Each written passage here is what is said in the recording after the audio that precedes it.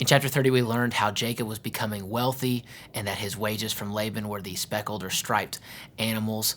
And God was blessing Jacob and providing for Jacob so that he had, it said, many camels, many donkeys. It said that he had large flocks. And it says in chapter 31, verse 1, where we'll pick up, that Jacob heard that Laban's sons were saying, Jacob has taken everything our father owned and has gained all this wealth from what belonged to our father. And Jacob noticed that Laban's attitudes toward him was not what it had been. So there was one point where Jacob wanted to leave, and Laban told him no. He said, no, don't leave. I want you to stay. Because you stay with me, I've been blessed. And Jacob said, I'll stay, but I also want to be blessed, and I want God to provide for my own home. And Laban said, that's fair. So you'll get this portion, I'll get this portion. Jacob said, fine. Well, God continued to bless Jacob's portion, and Jacob began to become greater than Laban. Laban's sons became jealous of Jacob, got into Laban's ears. Laban became jealous of Jacob. There's tension going on. Laban doesn't really like Jacob being around anymore. It's tense. We're picking up from there. Verse 3. Then the Lord said to Jacob, go back to the land of your fathers and to your relatives, and I will be with you. So this is God speaking to Jacob. God tells Jacob in his prayer life, I don't know what this looks like, but God says to Jacob, you need to go back. So Jacob went and sent word to Rachel and Leah to come out to the fields where his flocks were. He said to them, I see that your father's attitude towards me is not what it was before, but the God of my father has been with me. You know that I've worked for your father with all my strength, yet your father has cheated me by changing my wages 10 times. So this is not necessarily something that's been told earlier in earlier chapters, but Jacob is talking to his two wives, Rachel and Leah, right now about tension between their dad and him. Think about how awkward this is. He's talking about his father-in-law to his two wives, who happen to be sisters, who are competitive with one another and have given their servants to have kids. I mean, it is drama on drama. If you want a reality TV show, this would be perfect.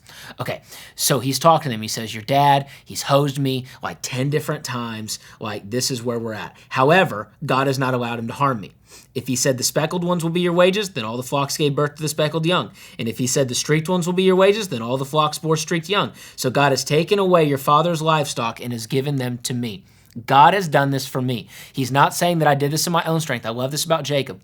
He always deflected or pointed towards God when it came to blessings that came into his life. He never said, look what my hands have created, or look what my hands have provided. He said, look what God's done for me.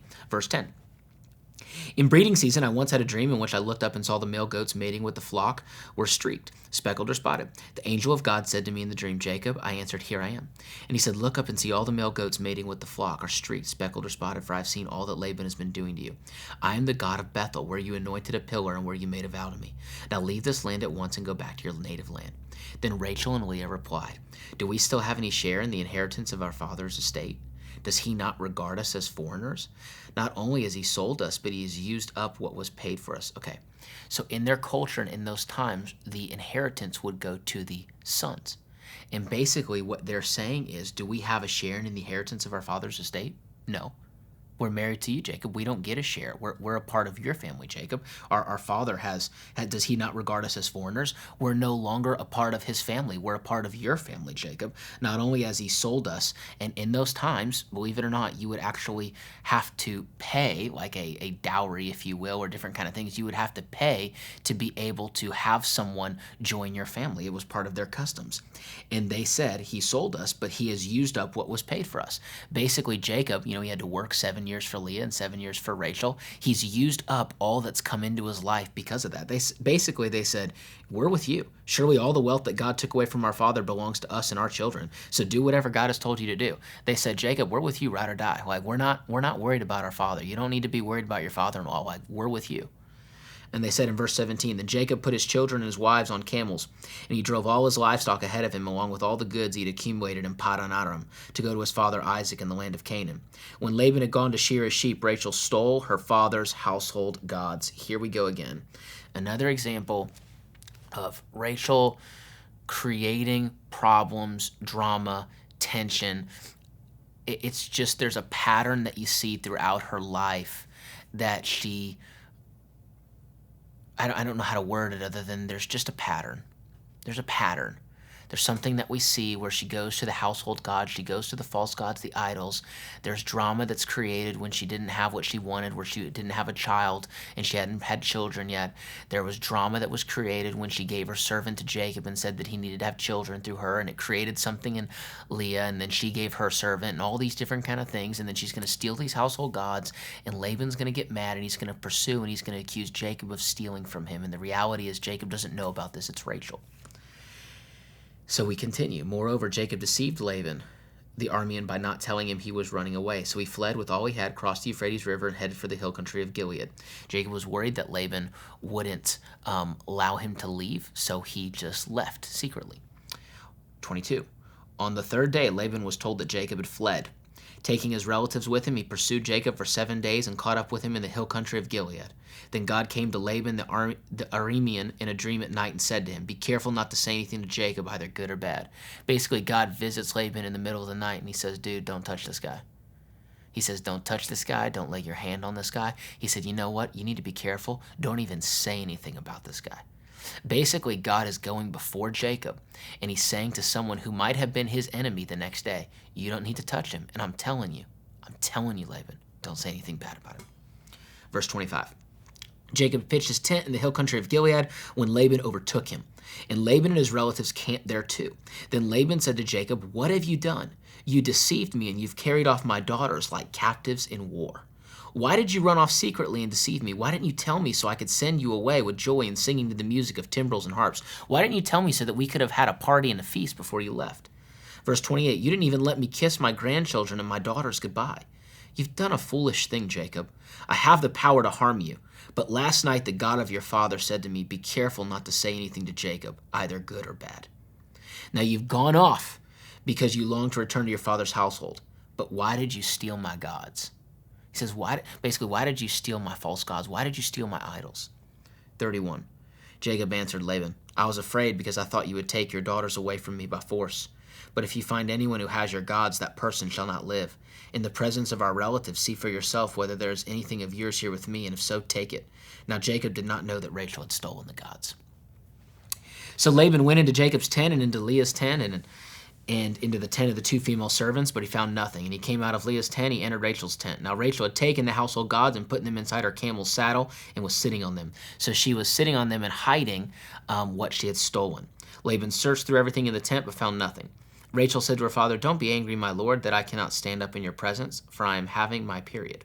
So he searched, but could not find the household gods. So Rachel used her being on her menstrual cycle as an excuse to not get up so that Laban would not search her bag, and that's where the idols were hidden. Jacob was angry and took Laban to task. "What is my crime?" he asked Laban. "How have I wronged you that you hunt me down? Now that you have searched through all my goods, what have you found that belongs to your household? Put it here in front of your relatives and mine, and let them judge between the two of us. For I have been with you for 22 years now. Your sheep and goats have not miscarried, nor have I eaten rams from your flocks. I did not bring you animals torn by wild beasts. I bore the loss myself." This is what he's saying. When an animal ate your animals, he says, "I didn't bring it to you as an excuse." He said, "I replaced it with from my own flock." He said, "And you demanded payment from me what was ever stolen by day or night. This was my situation. The heat consumed me in the daytime and the cold at night, and sleep fled through my eyes. It was like this for the 20 years I was in your household. I worked for you 14 years for your 2 daughters and 6 years for your flocks, and you changed my wages 10 times. If the God of my father, the God of Abraham and the fear of Isaac had not been with me, you would surely have sent me away empty-handed. But God has seen my hardship and the toil of my hands, and last night he rebuked you." It's a powerful statement in verse 42. One of the things that we'll see is Jacob refers to God as the God that sees. He does it when he has dreams and moments with God, but also in this conversation with Laban. He says, "The God that has seen what I've been through." I share that with you for this reason. God sees what you're walking through. God sees what you're dealing with. God sees injustice. God sees wrongs. If someone's wronging you, if someone's treating you wrong, God sees it.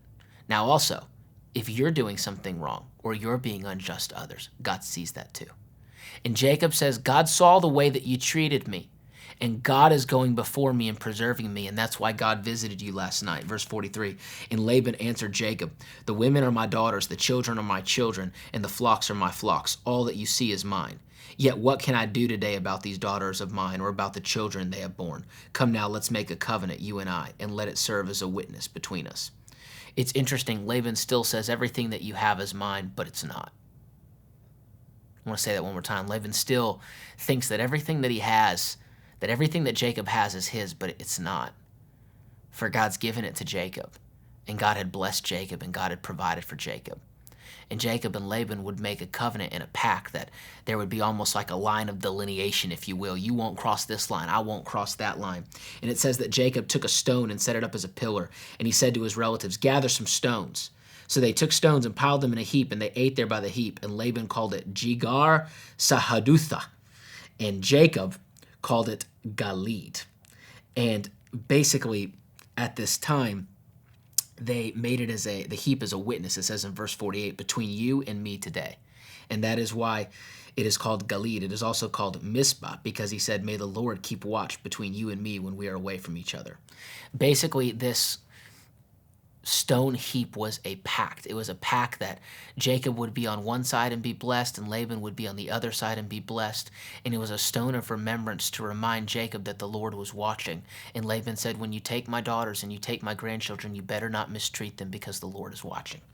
Verse 50, if you mistreat my daughters, or if you take any wives besides my daughters, even though no one is with us, remember that God is a witness between you and me. Verse 51, Laban also said to Jacob, here is the heap and here is the pillar I've set up between you and me. This heap is a witness and this pillar is a witness, that I will not go past this heap to your side to harm you, and that you will not go past this heap and pillar to my side to harm me. May the God of Abraham and the God of Nahor and the God of their father judge between us. So Jacob took an oath in the name of the fear of his father Isaac. He offered a sacrifice there in the hill country and invited his relatives to a meal. After they had eaten, they spent the night there. Early the next morning, Laban kissed his grandchildren and his daughters and blessed them. Then he left and returned home. Jacob had broken free, if you will, from the control of Laban and his household. Laban pursued him. He caught up with him, but God told Laban he can't harm him. They made a pact. They made an oath. Jacob swore that he would not come and bring harm to Laban. Laban swore that he would not come and bring harm to Jacob. And Jacob swore that he would not take on any more wives, but that he would be loyal to Laban's two daughters.